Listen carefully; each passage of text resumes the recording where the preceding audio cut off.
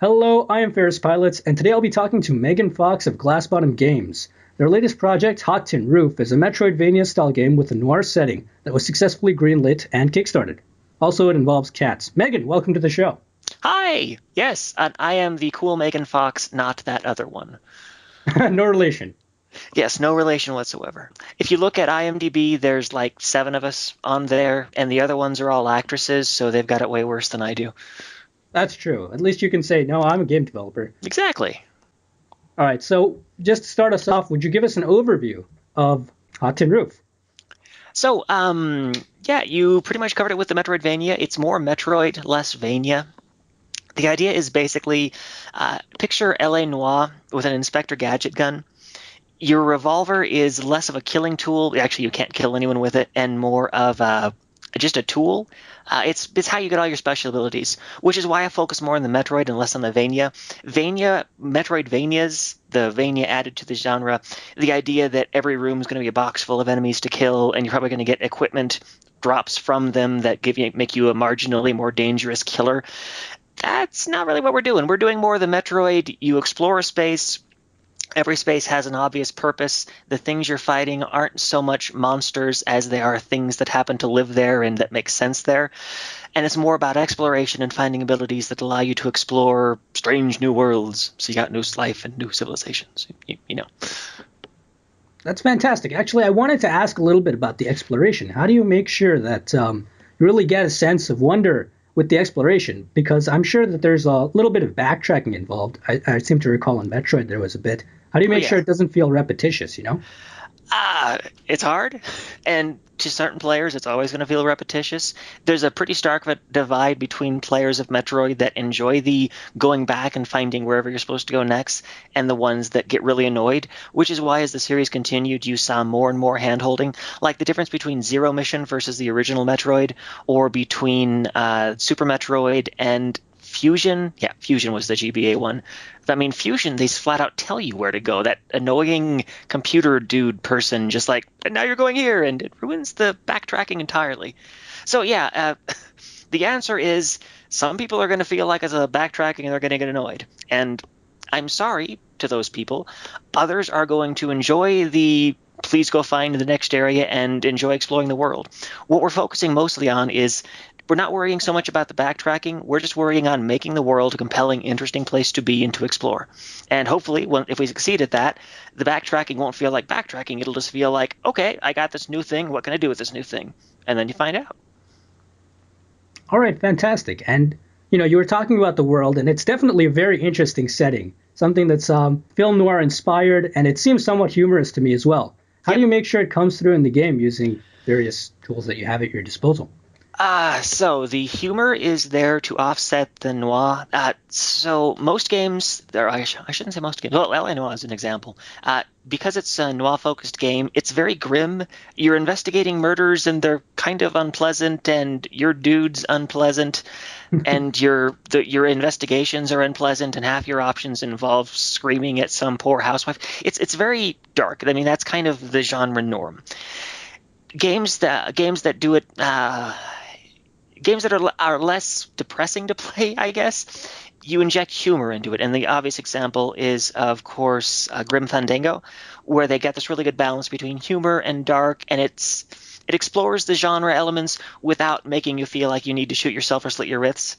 I guess part of it's that video games, based just because they're interactive, if you make a depressing interactive game, it's way more depressing than if you're just watching something like Mulholland Falls or a noir movie where, yes, the characters are morally ambiguous and the action is depressing, but you're not like soaking in it. You're watching it. There's a detachment. So I feel like in games, it's important to add the humor element to make it more of an interesting environment, an interesting world to interact with, instead of just feeling awful. And as far as how to make that work, mostly it's writing. Humor is all about writing, and I hopefully am pretty good at it. People seem to be responding well, so we'll see. Yeah, I read some of the case files on your Kickstarter. It was pretty, it was pretty funny.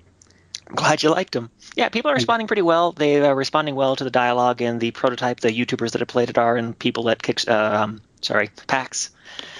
Yeah, people are liking it so far, and hopefully they'll like the finished product too. All right, and I wanted to talk a little bit about the art style. It's pretty unique. I think the Mhm. only similar game is Jones on Fire, which is also made by you. Yep. And why would you go for this sort of angular 3D graphics instead of something a little bit more conventional? Well, it started because about 2 years ago, I had just had the studio was founded. We got laid off. Went, oh, we're gonna make our own games. We had 4 failed projects. I had to lay my artist off. I was totally screwed. I went to a game jam and I didn't have an artist, so I went for an art style that I could actually nail on my own, which happened to be this cubic boxy style. That was Jones on Fire. It was a came out of desperation, but it ended up working really well, and people enjoyed the style in Jones on Fire. What Hot Tin Roof is essentially an evolution of Jones on Fire, where I back away from the art and take my stupid programmer hands out of the way and let actual artists deliver on that same style. The reason we're doing it is twofold. One, because it works so well with Jones on Fire, and because thanks to Jones on Fire, I met Fulmer, and his lo-fi pixely aesthetic happens to fit really well with the thing that I was doing. And together we ended up with whatever you're looking at with Hot Tin Roof. That's all derived out of Fulmer's concepts. And then 3050, which is Ellery and Will, have over time figured out how to bring that into 3D in a really compelling way. So that's one part of it. The other part of it is that if you have a high detail 3D game, you bring with that certain opinions based on of how characters interact with the world. I mean, if you've got a high quality, highly interactive, super animated character moving their hands and all, if the character has a lot of detail and their hand clips through something as they're walking along, or if their feet slightly penetrate into the ground or whatever, it becomes really apparent because you know how a real world should look, and that looks crappy. If you go for more of a representative aesthetic, pixel art being the common one, but in this case 3D, what you get is the ability to not have to worry about all that stuff so much. I mean, our characters don't even have feet, so no, we don't have to do IK to match the feet to the ground. They don't have hands, so no, there's nothing to interacting with things. Things can just float around, and it's comical and fun. So it lets us deliver on a large, expansive, super involved world without the huge art costs that would normally be associated with making a huge, expansive 3D world. Those are the two main reasons. Fantastic. And I definitely feel like it adds a little bit of you mentioned the sort of disarming nature of humor, but I Mm-hmm. feel like because the characters are not maybe as realistic and they're sort of box-like, it also serves to that same effect. Yep. Most likely, the humor wouldn't have come into the game if we hadn't started with that art style. Once you've got characters that are jiggling and bouncing around, a few of our early prototypes had the kind of grim, dark feel to them, and there was a dissonance. It didn't quite work. You need to account for the fact that your character is a jiggly box, or it all comes off as artificial. And now I'd like to talk a little bit about you. How did you get started in the gaming industry, and what have your experience been like so far? Oh man, started when I was 6. Bet my grandpa I wanted to be a game developer. I won that bet. I started learning C++, well, C, whenever I was 11, started doing graphics programming and games development when I was 14, broke into the industry when I was, God, I don't know how old, 25, 24, something like that. I've been in the industry for 8 or almost 9 years now. 6 of that was with AAA. I started with a company called NetDevil here in Denver. NetDevil got bought out by Gazillion, which then got bought out by Lego because we were working on Lego Universe, and then we got laid off. And then I founded Glass Bottom Games 3 years ago, and that's where I've been ever since. All right, and why did you decide to move on to the indie scene? Uh, because when we got laid off by Lego, they were really great to us. Lego's a really great employer, by the way, if anyone's curious. They're just super awesome. They're big and they're kind of stifling to work for, but they really take care of their people. So I got laid off and they gave us a really good package. Like, okay, I can afford to not do anything for quite a while. So I felt like I'd be a complete idiot to not take advantage of that. I was already doing stuff on the side with a friend. We ended up dropping that project because it wasn't marketable quickly enough post getting laid off. But still, I was already doing this on the side, so I felt like I could probably make a run at it on my own, and I'd always wanted to try it. So when you get this opportunity to drop it in your lap and you don't take it, you'd feel miserable. So yeah, I just ran with it because. And how would you compare working in the indie scene versus AAA? Oh, less stifling, more creatively fulfilling, a lot more risky. Well, okay, the risky is it's weird. So yes, if you're in AAA, you make a lot more. I mean, if I was in AAA, I'd probably be making six figures, I think, given my experience level. And that is a lot of money. It'd be really nice. But for that money, I'd probably be working at least 50-hour weeks, probably more. And that's not fun work for myself, 50 hours. That's sit in my butt in the chair and do what someone else tells me to, 50 plus, 60 plus, 70 plus. So there's that, and that's less fun. And it's not even all that stable. I mean, you've seen how many studios get laid off, how many studios get closed. That just happens as part of the standard AAA cycle. Companies go through all of the phases. Starting with a small team, when they hit production phase, they ramp up, and then when they finish production, they simply don't need all those people, so they lay off and go small. And then maybe even if you're part of the core team, maybe the game didn't do so well and the studio fails, and now you're out on your ass. And most people won't be as nice as Lego to work for. When you get laid off, you're lucky to get a couple months severance, and that's it. So there's just not a lot of upsides to AAA in my view. The money's nice, don't get me wrong, and it's fun to work on large projects, but after you've worked on a large project, at this point, most of my creative fulfillment is more I want to work on small projects that I have more creative control over, and indie happens to work a lot better for that. I might go back to AAA someday, but right now I'm pretty happy where I am. All right, and do you feel that your AAA experience actually helped you with your Kickstarter? Because you could say, listen, I've already worked on games and you can see my qualifications. To a point, yes. So whenever Kickstarter was newer, that's whenever the AAA experience you could play that card and actually get money. At this point, I think backers have been burned enough by studios that say, "Oh yes, and we're all like AAA people, and we have 3 million years of collective experience. You can trust us," and then they totally fail to deliver. Excuse me. I think that's happened enough that that kind of cachet is not so valuable anymore. It's important, but it's not as important as it once was.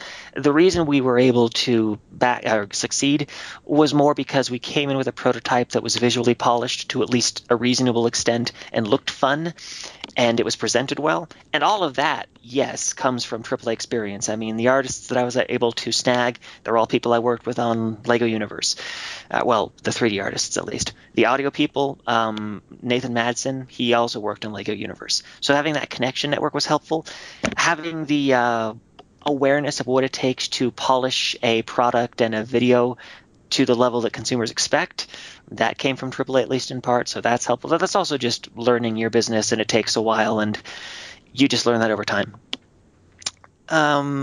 But really, aside from those two things, I don't know if it really counted for all that much. As we move forwards, the experience is useful because I know how to run a team. I know how to keep everyone on task and how to keep people motivated and keep people aware of what they're doing, what they need to do next, and manage blocking. There's a lot of organizational stuff that's really handy. But I don't know if it was necessarily critical. I feel like I would have had just as good luck if I had been a nobody and happened to know the right people and made a good-looking game.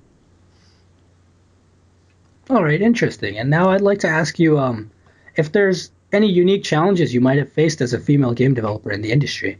Uh, I don't know. I mean, there's all kinds of horror stories you hear. I have mostly avoided those because so this is the weird thing.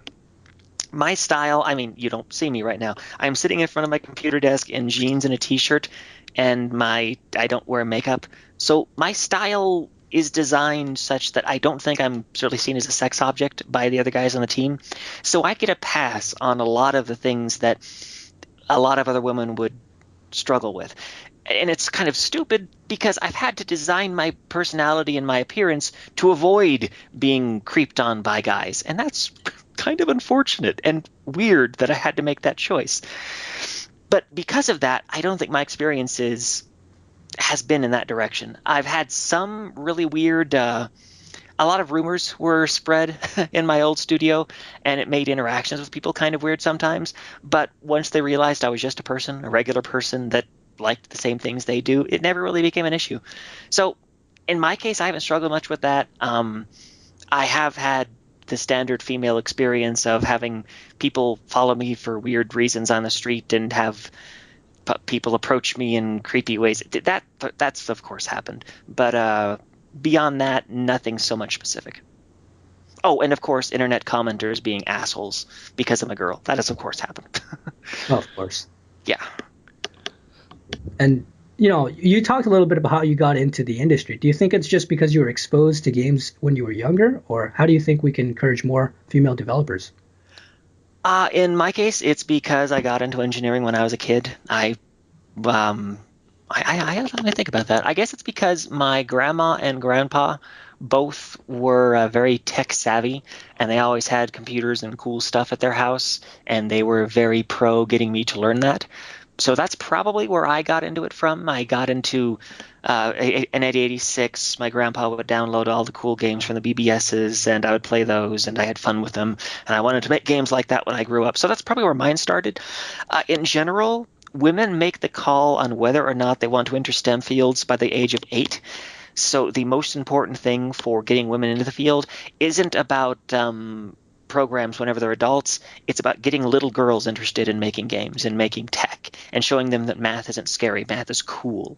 So that's really the core area. The rest is just adjusting percentages one way or the other by a few dots to get that couple of fringe women that maybe were interested but got bumped away for some reason. If you don't attack the kid problem, you're not going to make much headway. And thankfully, you're actually seeing a lot of change there. Programs like STEM, which is, sorry, not STEM, Scratch, which is a visual programming language designed for kids that lets them make games. You're seeing huge amounts more women entering STEM because of stuff like that. So you're already seeing the shift. It's just going to take a couple of years for all of these programs to actually percolate the women up to hiring age so that demographics shift.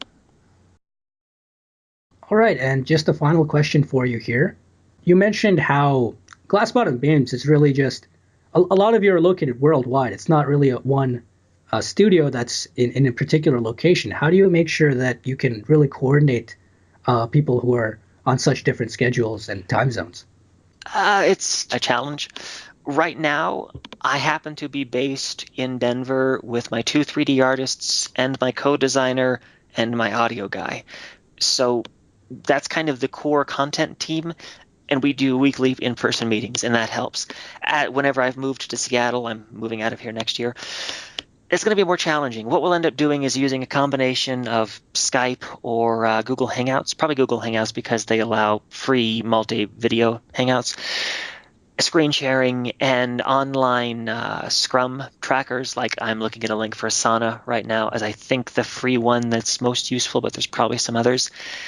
Uh, Mostly you just need to have someone on the team that has done planning before and has run teams before, and you need to be willing to do the forecasting and the planning and the task assignment so that everyone has their own task board that they can look at and say, okay, this is what I'm working on. You mix that with daily. So daily stand-up is the term. A stand-up is basically a meeting that's short enough that everyone can stand up and not need a chair. Stand-ups, the way you work them is everyone goes, what did I work on yesterday? What am I working on today? What is keeping me from working on what I need to work on today? Blockers. So yesterday, today blockers. Everyone goes down the line, says that. You get a little bit of crosstalk between people that are working on similar projects, but you try to minimize that as much as possible. Then the manager of that team takes the blockers and goes to whoever else is blocking them and makes that not a problem. And then everyone just does what they need to do for that day. Those daily meetings, which you time, it's really tricky if you've got people in Japan, like truly worldwide, but so long as they're mostly in the same sphere, you can find one time in the day that will fit at some point in everyone's schedule, and you just pick a time and then everyone manages that. For some people, they're just finishing their workday. For some people, they're just starting. For some people, they're in the middle of the workday. You just work around that. But you do that daily, and mostly things work out. What we're hoping to do is mix that with, when we actually have financial success, doing essentially team building, meeting activity type things, weekends, essentially going on vacations as a group a couple times a year so that everyone has a sense for who they're working with, knows what they look like, knows the kind of person they are, just that people time. And we'd actually focus more on that over ever having a physical office. Like if I could create a team that everyone worked from the home and 6 times a year we went on a cool vacation for a couple days, and that vacation money was where the studio money went instead of a boring office somewhere that everyone had to go into, that's more what we're going to do. I think that's more productive. All right, thank you very much for Mm-hmm. coming onto the show, Megan. Yeah, no worries. I'm happy to come. I'm happy that you asked me. All right, and to my viewers, I'd like to say thank you very much for watching. Be sure to check out Hot Tin Roof on Glass Bottom Games. I'll be linking it in the video description. And if you enjoyed the video, please consider subscribing, liking, or commenting to let me know if you have suggestions for who I could interview next. And just thanks for watching again. I will see you next time.